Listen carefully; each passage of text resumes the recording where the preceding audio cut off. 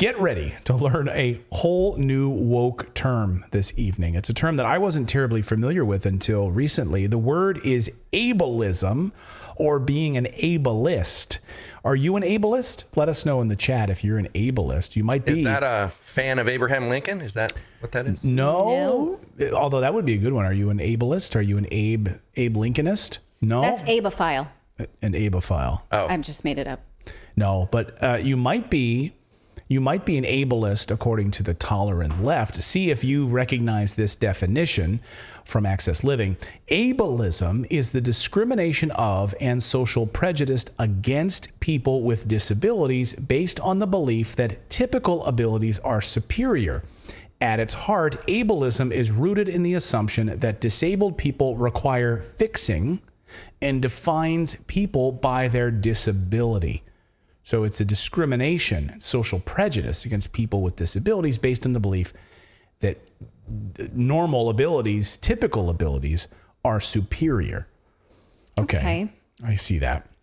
So if you think someone is unfit, though, for elected office because of, say, Alzheimer's or dementia or a stroke that has left them cognitively impaired, you might be an ableist. So just put a pin in this term for a minute because you're about to hear a lot more of it. In the run-up to Tuesday night's Pennsylvania Senate debate between Dr. Oz and Lieutenant Governor John Fetterman, very few reporters were asking tough questions about the health and wellness of Fetterman. After all, we learned in the springtime that he did suffer a stroke. We only learned this later. His doctor then came out with a note, a report saying he's great, everything's fine, no problems at all, he's fit to serve. His wife said the same thing. So he said the same thing on Twitter. He said the same thing. He said publicly, I'm fine. I feel great. No problems here. Nothing to worry about. Okay, so shut up then. Don't ask any questions, even though it was clear to anybody who was watching that he was cognitively impaired at any speech he'd given. Why wouldn't he debate until after early voting was nearly completed? Why not in early September where we see a debate between himself and Dr. Oz? Early voting starts very early in Pennsylvania, so let's wait till the last possible second before we do this debate. He also refused. They offered him 2 practices with the prompter that they were going to give him, and he refused. He only wanted to do one. Mm-hmm. Oh, and he wanted it. There were going to be 3 debates, and he said, no, just the one. So just one debate. So it was clear to anybody watching him over the past number of months that he was cognitively impaired and couldn't complete sentences. A reporter for NBC News did the brave thing and asked him some tough questions ahead of the debate, which led her to be eviscerated on Twitter. They called her an ableist. Watch this exchange. Asked for your medical records. We've asked to have a conversation with someone from your medical team, to interview your physician. You've declined those requests. Why? Well, I feel like we have been very transparent in a lot of different ways. When our doctor has already given a letter saying that I'm able to serve and to be running. I mean, respectfully, that letter from your physician, that was 6 months ago. Don't voters deserve to know your status now? Being in front of thousands and thousands of people and having interviews and getting around all across Pennsylvania, that gives everybody and the voters decide, if they think that it's really the issue. So she was roasted. Bless her. I mean, she's young and she's sincere, and those were super fair questions. Yeah. It was very fair. In fact, she was then roasted for this interview online. You're an ableist. For doing this interview, they wrote, eviscerated her. She had to issue a follow-up statement on Twitter about it, and you're doing this interview, you're promoting ableism, they said. Well, but I take issue with that because if ableism is rooted in the assumption that disabled people require fixing, she's not saying you should be fixed first. She's saying we should have a verification of your readiness post this traumatic thing, which normally incapacitates many people. Right. A stroke does. And so I don't see that as a strict interpretation of this word, but okay. Well, and I think that if she was just attacking, people that had strokes as regular people, this is a person that's going into public office. This is somebody who's going to have power over people and have money distributed to them. It's important that people understand how this person is going to be in this capacity in an office. I disagree. I think, look, NBC is clearly a right-wing news organization. She's clearly an arm of the right wing, asking these tough questions, of trying to stop liberal candidates. That's what NBC does, right? They hate liberals. Are you being sarcastic? And and they're also probably right there. There's no problems at all with Fetterman's cognitive abilities at all, right? Nothing at all. Just just shut up and just let him speak and don't get involved in this. He was on Tuesday night. Just watch his very first answer. You can see clearly from his first answer of the night just how sharp he is. So stop asking questions, you ableists. You're running for a seat that could decide the balance of power in Washington. What qualifies you to be a U.S. Senator? You have 60 seconds. Hi. Good night, everybody. Yeah, see, makes a lot of sense. I'm an independent voter, and I'm watching this to get an answer on where I'm going to come down on this. So maybe not the best way to start a debate. I get that, saying good night to everybody, but let's give him the benefit of the doubt now, right? I don't want to be labeled an ableist here. So here he's asked. I saw a whole panel. Yeah. Discussing, saying, well, no, what he really meant was good evening, because, evening and night, they're both the same thing. So he meant to say good evening. I think that's fine to get a few things. Because, in order to lead, we need somebody to understand, but not maybe you don't need to be able to articulate your thoughts, but you need to have them, right? And so maybe maybe what we're saying is, hey, we're overly focused on star quality when it comes to leaders, and maybe we don't do that. We don't need to do that. But then the question becomes, maybe you don't articulate it well because you have some cognitive some lasting impairment, but are the ideas there? And even asking that is being called an ableist. So here he was being asked about critical questions on minimum wage. And I think, I'm as an independent voter, like if I'm an independent, I'm watching this, I clearly walk away with the answers. Watch.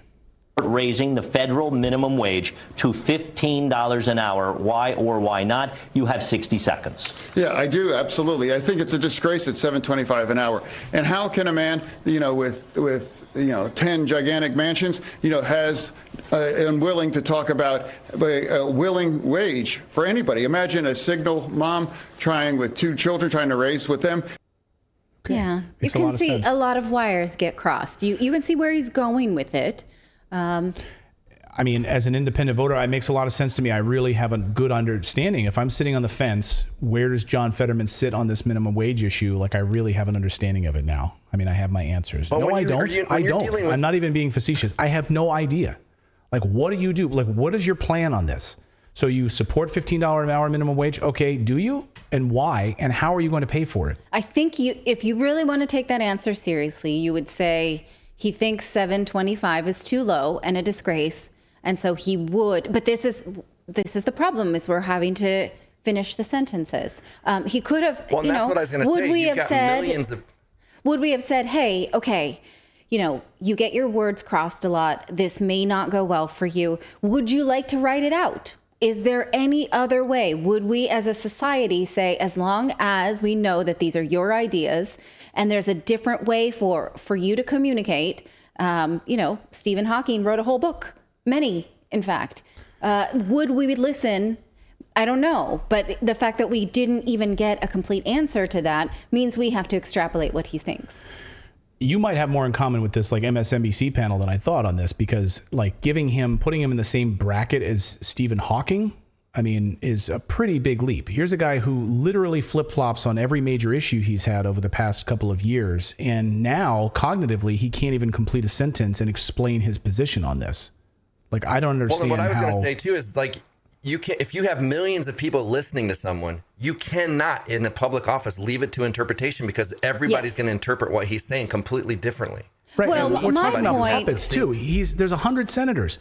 So what you're saying is, in the way that I make fun of Biden, I mean, he's a puppet. He's literally an empty shirt for the deep state, pushing these ideas. I don't think for a second Biden is sitting there crafting these speeches, crafting policy. People are telling him what to say and they're pushing him out there. Well, I think when you link the two of them, though, you have the larger narrative. In the same way that during the Trump years, when you had Republican senators and Republican politicians behaving badly and maybe some indication that they were philanderers or misogynistic, the press wouldn't really push them on it, that the press that favored Trump, because they thought that that would be linked to some kind of larger narrative about the president and his sort of philandering ways, which were uncomfortable. And so there's this like sort of turning away of other bad behavior from the party that favors them. And there's all this excusing or refusal to link these things from the party that doesn't, or this demonization from the party that doesn't.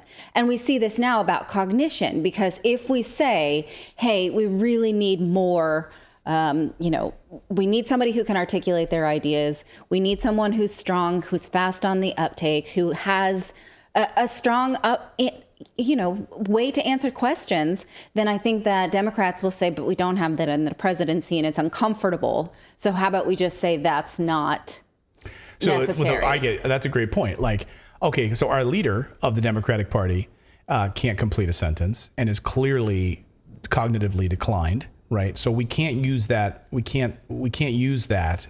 So we have to say blanket. We just need to basically say if cognition's not important. Look who we got in the White House. And if you challenge it, you're an ableist. Yes. So another key critical area in Pennsylvania, of course, is fracking. And a few years ago, Fetterman was unequivocal in telling Pennsylvanians that he is anti-fracking. But now he's flip-flopped on that position big time. And if I'm an independent voter, I want to know where you stand on fracking. Watch. You're saying tonight that you support fracking, that you've always supported fracking, but there is that 2018 interview that you said, quote, I don't support fracking at all. So how do you square the two? I do support fracking, and I support fracking, and I do support fracking. Okay. What's more important than anything, though, is a person's ability to pay the bills, the energy bills, pay your mortgage, pay your rent, etc. And inflation is out of control. So where does Fetterman come down on the affordability of things? How will he combat inflation as a member of the Senate? Very important question. Watch. Exactly, Mr. Fetterman, do you propose doing that to make it more affordable for families?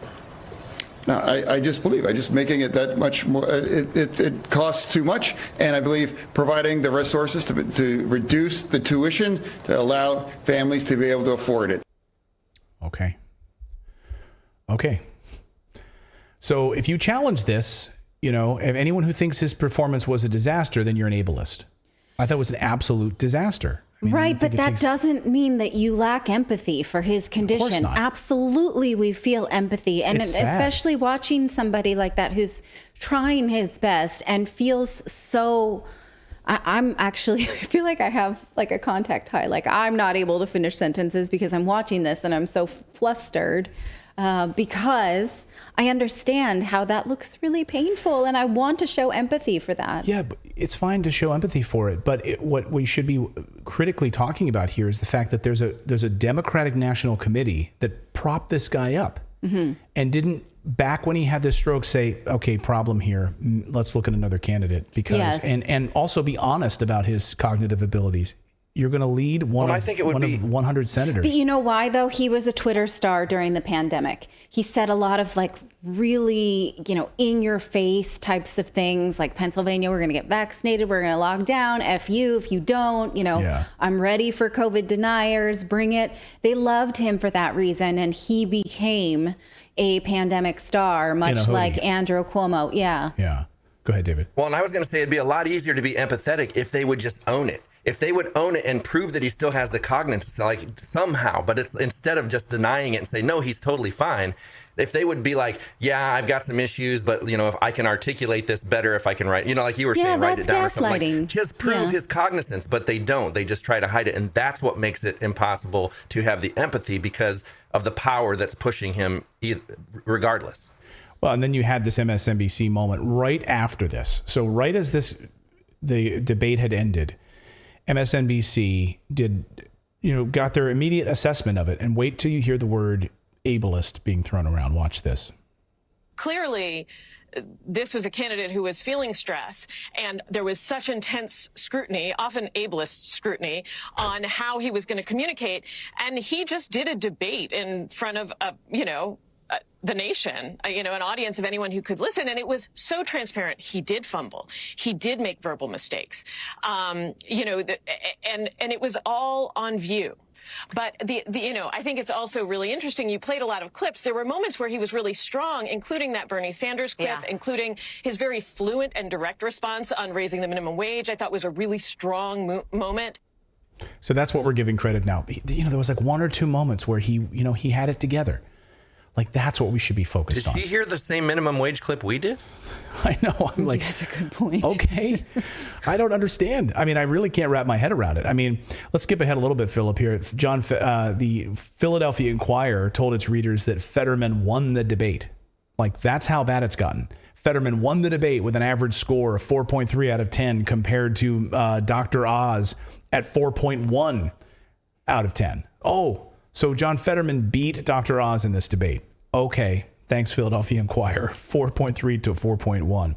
Liz Plank then tweets, Dr. Oz just gave a masterclass on how to bully people with disabilities, she says.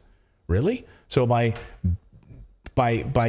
debating him, that's a problem? Someone who is able to have a debate, I guess, makes someone else looks like you're dunking on him. You're an ableist. That's extremely unfair. Right. So to say that you should not have brought your A game to a debate with someone who can't play their A game. When he started running for the race, he could. And so, let's blame the able-bodied guy. Game? Because he hadn't faced him yet. He hadn't debated with him yet. And it's like, if this was his first public appearance, how did he know he wasn't going to perform? Yeah, you're right. Good point. Yeah. I mean, he prepared himself the best that he could for this debate. Both gentlemen did. And so why deny Dr. Oz the ability to come and do his best? Right. Oh, he needs to, because he's an ableist then. If he does his best, then he's picking on him. He's a bully. I guess what Dr. Oz should have done is he should have been like, what Fetterman is trying to say here is, he doesn't like 725. He thinks he should have just clarified everything he said for him to make it so that, and that would have been nice. Now I'm gonna rebut what he actually said, not what you heard. He could have asked him. That would have been a really skilled way of doing it. Yeah. Like what I think he said was that he doesn't like 725. So I'm going to respond to that in case you have a problem with that. No? Right. Like, we know you had a stroke. I'm just going to, you tell me if I'm saying this wrong for you, John. Like, you think this, right? This is your position on fracking. Okay, I just want to be clear. All right, thank you. Now here's my response. And look, I think that we have covered cognitive ability a lot on this show when we talk about the president, because he's running low on it. He is too tired and he's too impaired at this point to be making such critical decisions and leading an entire nation when it's a dangerous time of war, whether Congress declares it or not. And I really think that this sort of denial, this cognitive dissonance of the fact that one leader is really struggling has to extend to the rest of his party. And that's a shame, because that does a disservice to a lot of people. So, well, and I have to wonder how much Geritol flows through the House and Senate, because there's so many of these. I mean, listen to Pelosi. She's kind of declining, and like they stumble over words. We've got so many elderly people running this country. Yeah, they don't know when to retire. But John Fetterman is not elderly, but I think that the argument applies is, how can you have empathy with someone and also say, you can't be a leader? This is not your time. I'm sorry. There's other things you can do. Maybe not be one of two senators from Pennsylvania in one of the most important states in the country when you have 100 senators and we're literally on the verge of nuclear war and we're facing massive inflation and a major crisis. Maybe that's not the best time to put this person up right now. But of course, these debates aren't for hardline Democrats or for hardline Republicans who always pull the lever for their party. These debates are for the undecided voters, the independents. So how did they see this debate? Watch this. I got to tell you, it was very, very difficult to watch. John Fetterman clearly presented that he's not physically capable of serving in the U.S. Senate. I'm a registered independent, and generally these debates are not for the ideologues, right? They're for the people that are somewhere in the middle and really want to hear from the candidates. And I don't know how anybody in their right mind who are in the middle like me could possibly vote for John Fetterman. It was unbelievable. I feel sorry for him that his campaign and his family put him in that position. It was really, really difficult to watch. There you go.